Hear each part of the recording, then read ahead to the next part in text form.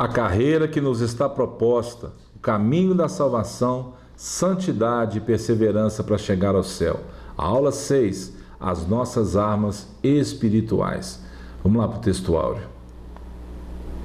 Porque embora andando na carne, não militamos segundo a carne, porque as armas da nossa milícia não são carnais, e sim poderosas em Deus, para destruir fortalezas, anulando nossos sofismas e toda altivez que se levante contra o conhecimento de Deus, e levando cativo todo pensamento à obediência de Cristo, e estando prontos para punir toda desobediência, uma vez completa a vossa submissão.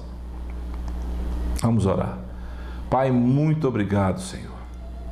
Vamos em frente, com armas poderosas que o Senhor selecionou para nós. Nos ajuda mesmo, papai, a obter vitória, com paz no coração, em todas as lutas, em todos os momentos que enfrentarmos dificuldades. Nos ajuda. Ajuda meu irmão, ajuda minha irmã, papai. Sê conosco, Deus, mais uma vez nesse dia, em nome de Jesus. Verdade prática, vamos lá. Diante da batalha espiritual, temos poderosas armas espirituais à nossa disposição: a palavra de Deus, a oração e o jejum. Vamos falar sobre essas três hoje. Jesus, cheio do Espírito Santo, voltou do Jordão e foi guiado pelo mesmo Espírito no deserto, durante 40 dias, sendo tentado pelo diabo. Nada comeu naqueles dias, ao fim dos quais teve fome. Quem levou Jesus para o deserto para ser tentado? O próprio Espírito Santo. Ele estava cheio dele. Então, ele foi para o deserto. E eu fiz um resumo aqui da tentação para você só entender o ponto que queremos chegar. Satanás diz assim: se és o Filho de Deus, manda que esta pedra se transforme em pão. Depois ele diz: dar-te-ei toda esta autoridade e a glória desses reinos, porque ela me foi entregue e a dou a quem quiser. No versículo 9 ele diz de novo: se és o Filho de Deus, atira-te daqui abaixo. Jesus venceu ele com a palavra. E no finalzinho ele diz assim: respondeu-lhe Jesus: dito está, não tentarás o Senhor teu Deus. Passadas que foram as tentações de toda sorte, apartou-se dele o diabo até momento oportuno. Travamos uma grande batalha espiritual, não contra pessoas, mas contra principados e potestades. Tanto os anjos quanto os demônios estão organizados. Deus criou todos os seres e determinou sua função e hierarquia. Entre eles existem príncipes e autoridades, e todos sujeitam-se ao nosso Deus. Principados normalmente são um tipo de reino ou território governado por um príncipe. Já as potestades são pessoas ou seres com poder e autoridade sobre outras pessoas. A batalha espiritual é real. Jesus é o nosso maior exemplo do que fazer e não fazer com relação a isso. Então, através da palavra, da oração e do jejum, são armas disponíveis para todos aqueles que desejam vencer o maligno. Palavra, oração e jejum. E eu te faço uma pergunta: que armas você tem usado em suas batalhas? Essas disciplinas, ou seja, a oração, a palavra, o jejum, sempre acompanharam e sempre acompanharão líderes, pastores, evangelistas, soldados do reino, tanto na igreja primitiva quanto nos nossos dias. Repare a figura desse soldado. Ele está pronto para o combate. Ele tem armas e assim nós também, preparados, temos as nossas armas espirituais. Desde o início de nossa caminhada e até o glorioso dia em que o Senhor vier nos buscar, precisamos estar prontos, aprovados, obedecendo a quem? Ao Mestre, o nosso general, o Senhor dos Exércitos. Podemos classificar as armas como instrumentos de ataque e defesa. Nosso combate não será corpo a corpo, mas contra o mal encabeçado pelo nosso adversário. Algumas armas de ataque: a espada, a vara, a funda, no caso de Davi, lembra? O arco e a flecha e também a lança. Algumas armas de defesa que nós temos: o escudo, o capacete, a couraça, as caneleiras. Não se esqueça, A confiança no Senhor e na força do seu poder foi, é e será para sempre a nossa vitória. Humilhai-vos, portanto, sobre a poderosa mão de Deus, para que Ele, em tempo oportuno, vos exalte, lançando sobre Ele toda a vossa ansiedade, porque Ele tem cuidado de vós. Pedro está dizendo isso. Sede sóbrios e vigilantes. O diabo, vosso adversário, anda em derredor, como o leão que ruge, procurando alguém para devorar. Resisti-lhe firmes na fé, certos de que sofrimentos iguais aos vossos estão se cumprindo na vossa irmandade espalhada pelo mundo.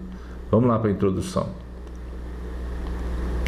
Todo aquele que crê que Jesus é o Cristo é nascido de Deus, e todo aquele que ama o que o gerou também ama ao que dele é nascido. Nisto conhecemos que amamos os filhos de Deus, quando amamos a Deus e praticamos os seus mandamentos. Primeira carta de João. Porque este é o amor de Deus, que guardemos os seus mandamentos. Ora, os seus mandamentos não são penosos, porque todo o que é nascido de Deus vence o mundo. E esta é a vitória que vence o mundo, a nossa fé. Quem é que vence o mundo, senão aquele que crê ser Jesus, o Filho de Deus? Não podemos ignorar que o inimigo tem um reino organizado com seus servos, emissários, principados, potestades. Satanás é um mestre estrategista que visa nos ferir e destruir por meio de suas várias ciladas. Sendo assim, ele instiga a divisão da igreja e a descrença nas promessas de Deus. A minha palavra para você, coragem, porque grandes homens e mulheres de Deus algum dia já se sentiram desanimados, mas afinal de contas, em quem temos crido? Lembra do caso de Jó? Eu tenho crido, eu sei em quem eu tenho crido. Desânimo, tentação, falta de perdão, medo, acusação, necessidade de agradar nossos desejos, preguiça espiritual, murmuração, vaidade, soberba, são estratégias que o inimigo usa contra o povo escolhido de Deus. Se observarmos o nosso dia a dia, vamos compreender que repetidamente essas coisas estão visivelmente nos rodeando. Aquele que se rende à palavra de Deus experimenta a influência frutífera da verdade divina em toda e qualquer situação. Nada pode te parar se você estiver firmado no Senhor. Não temas, porque o Senhor é contigo. Uma vez nutridos e solidificados com a palavra, estamos firmados em Deus para resistir às influências malignas, às armadilhas de Satanás e suas artimanhas, os seus ardis, firmados na palavra.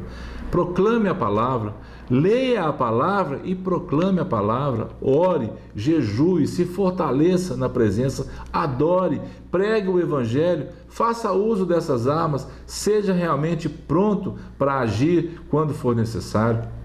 Como arma poderosa temos a oração, que fortalece todas as esferas da nossa vida.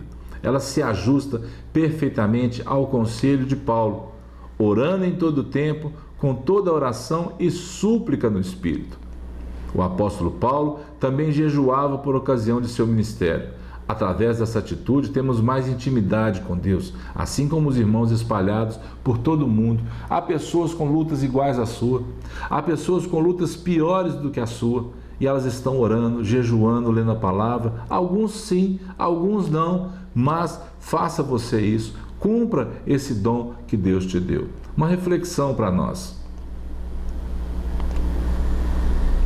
A relevância desses princípios, ou seja, oração, palavra, jejum, é presente tanto no Antigo Testamento como no Novo Testamento.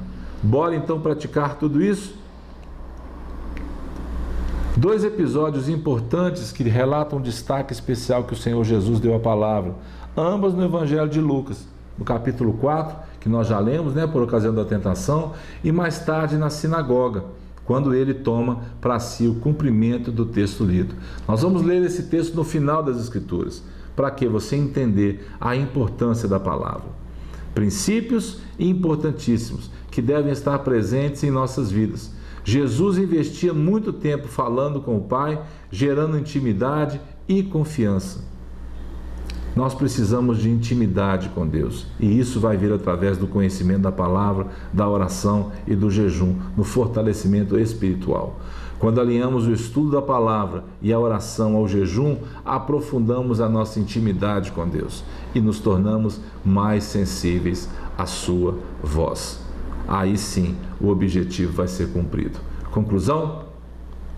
Jesus confiou no poder que está disponível a qualquer cristão cheio do Espírito Santo. Ele foi, é e sempre será cheio da plenitude de Deus. Use suas armas, porque elas promovem o nosso crescimento, fortalecimento no caminho rumo ao céu. Use as suas armas. A nova vida com Cristo, isto é, a vida eterna, gerada por intermédio da palavra, vem de cima, de Deus e de mais ninguém.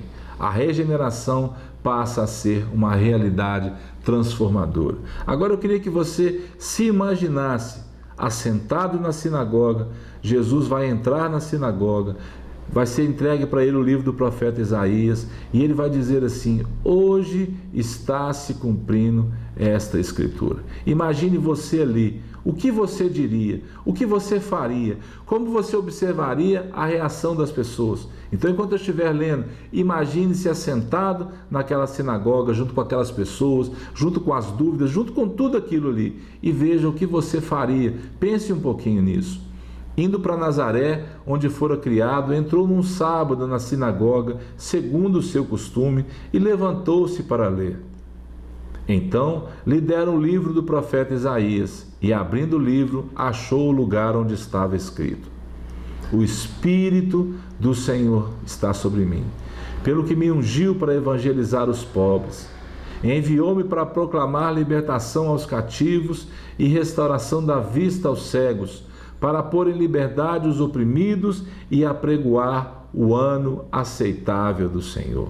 E agora, tendo fechado o livro, devolveu ao assistente e sentou-se. E todos na sinagoga tinham os olhos fitos nele. Então passou Jesus a dizer-lhes: hoje se cumpriu a escritura que acabais de ouvir. Amados, o meu coração arde, porque eu leio esse versículo e eu entendo que o que Jesus veio fazer é muito superior ao que nós muitas vezes tentamos fazer. Ele veio para apregoar o ano aceitável do Senhor, a trazer libertação aos cativos. Quantas vezes nós não fazemos, nós não cumprimos isso? Por isso que essas aulas possam te incentivar a cumprir o chamado de Deus para você. Conhecedor das suas armas, conhecedor daquilo que vai se levantar contra você, da sua caminhada, do caminho que te está proposto, que você seja cheia do Espírito Santo para vencer, para que, como Jesus fez ali, as pessoas possam olhar para você e reconhecer em você Cristo Jesus. Como Paulo diz, esperança da glória. Que o Senhor te abençoe, que você possa estudar a palavra. Leia o livro de Ezequiel, leia Isaías capítulo 61, leia os evangelhos para você poder entender tudo que Deus deixou para você. Que o Senhor te abençoe. Fique em paz e até a próxima aula, em nome de Jesus.